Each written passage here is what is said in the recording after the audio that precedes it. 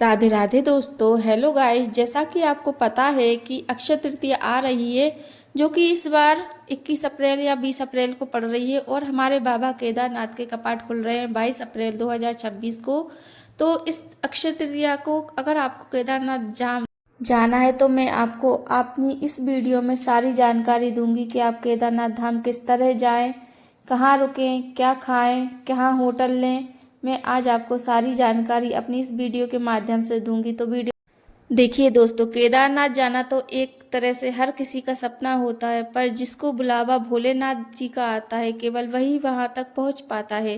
केदारनाथ जाने के लिए आपको सबसे पहले हरिद्वार पहुंचना होगा। हरिद्वार से आप अपने अकॉर्डिंग जीप या बस जितने लोग हों उस हिसाब से बुक कर लीजिए। अगर आप चाहें तो गंगोत्री, यमुनोत्री, केदारनाथ और बद्रीनाथ आखिर में चारों धाम कवर कर सकते हैं आप अपने टाइम के अकॉर्डिंग, या फिर सीधे हरिद्वार से केदारनाथ धाम जी भी जा सकते हैं, पहुंच सकते हैं आप। अगर हो सके तो आपको आपकी बस सीतापुर बस स्टैंड पर उतारेगी, तो आप अगर चाहें तो सीतापुर में भी रुक सकते हैं, ना चाहें तो फिर गौरीकुंड या फिर सोनप्रयाग में भी रुक सकते हैं। वैसे बेस्ट आइडिया गौरीकुंड में रुकने का है, क्योंकि अगर आप सुबह जल्दी उठेंगे तो आपको पहला ऑप्शन तो ये रहेगा कि आपको टैक्सी के लिए रुकना नहीं पड़ेगा। और अगर रूम की बात करूँ तो आपको रस के हिसाब से रूम मिलेगा। अगर आप भीड़ भाड़ वाली जगह पर जाएंगे तो आपको थोड़ा बहुत ज़्यादा रस तो मिलेगा ही, खास करके केदारनाथ धाम में। वहाँ तो 6 महीने बंद रहता है मंदिर, 6 महीने खुला रहता है,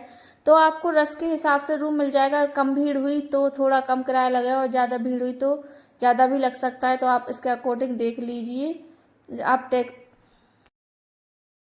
इसके बाद आप सुबह जल्दी उठें। जल्दी उठने 3 बजे तक आप उठ जाएं, गौरीकुंड पहुंच जाएं, गर्म पानी से स्नान करें और प्रार्थना करें कि हे भोलेनाथ, मैं आपके दर्शन के लिए आया हूं, तो आप मेरी यात्रा में कोई बाधा ना आए। और मैं इसके बाद आप अपनी यात्रा प्रारंभ कर सकते हैं। सुबह खाली पेट रास्ते में कुछ हल्का फुल्का खा ले, बाकी खाली पेट ही रहें। भरकर पेट बिल्कुल भी खाना ना खाएं, वरना आपको चढ़ाई करने में बहुत ही ज़्यादा दिक्कत होगी। और धीरे धीरे ही चढ़ाई करें, क्योंकि ये 28 किलोमीटर की चढ़ाई है। तो आप आराम से शाम के 4-5 बजे केदारनाथ धाम बाबा के पहुंच जाएंगे आराम से। तो पहले आप जाकर आप अपना रूम बुक कर लें, खा लें कुछ, फिर दर्शन के लिए अपनी लाइन में लग जाएं। दर्शन करने के बाद आप सो जाएं, क्योंकि थके हुए होंगे। इसके बाद आप सुबह 3 बजे उठें और स्नान आदि करके फटाफट से तैयार होकर फिर से लाइन में लग जाए। आप ये ना सोचें कि मैंने रात में दर्शन कर लिए तो सुबह दर्शन क्यों करें। सुबह का भाई मेन दर्शन है। सुबह इसलिए दर्शन आपका करना जरूरी है क्योंकि सुबह भगवान भोलेनाथ जी के, महादेव के, केदारनाथ जी के अभिषेक करवाया जाता है।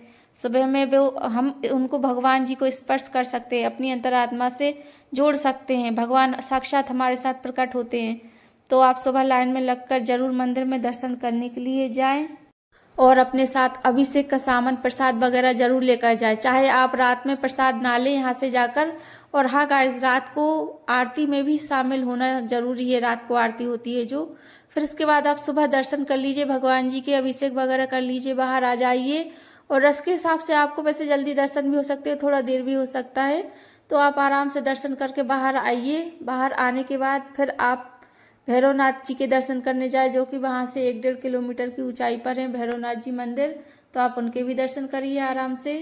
वैसे केदारनाथ जाने का बेस्ट ऑप्शन मैं आपको सही अपने तरीके से बताऊं तो आप अगस्त और सितंबर के बीच में जाए तो ज़्यादा आपको रस नहीं मिलेगा। अगर आप जून या अप्रैल के महीने में जाएंगे तो आपको बहुत ज़्यादा भीड़ भाड़ का दिक्कत का सामना करना पड़ेगा, और इस वजह से वहाँ पर महंगा भी बहुत ज़्यादा है। जैसे कि जो थाली वहाँ पर 100 रुपये की मिलेगी आपको, वही थाली आपको 200 से 300 रुपये की भी मिलेगी, और रूम का चार्जेस भी चौगुना ज़्यादा रहता है। तो आप मेरे हिसाब से सितंबर या अगस्त के बीच में ही जाइए, क्योंकि मैं भी उस टाइम पर गई थी ना, तो मुझे ज़्यादा दिक्कतों का सामना नहीं करना पड़ा था, और ज़्यादा भीड़ भाड़ का भी नहीं था।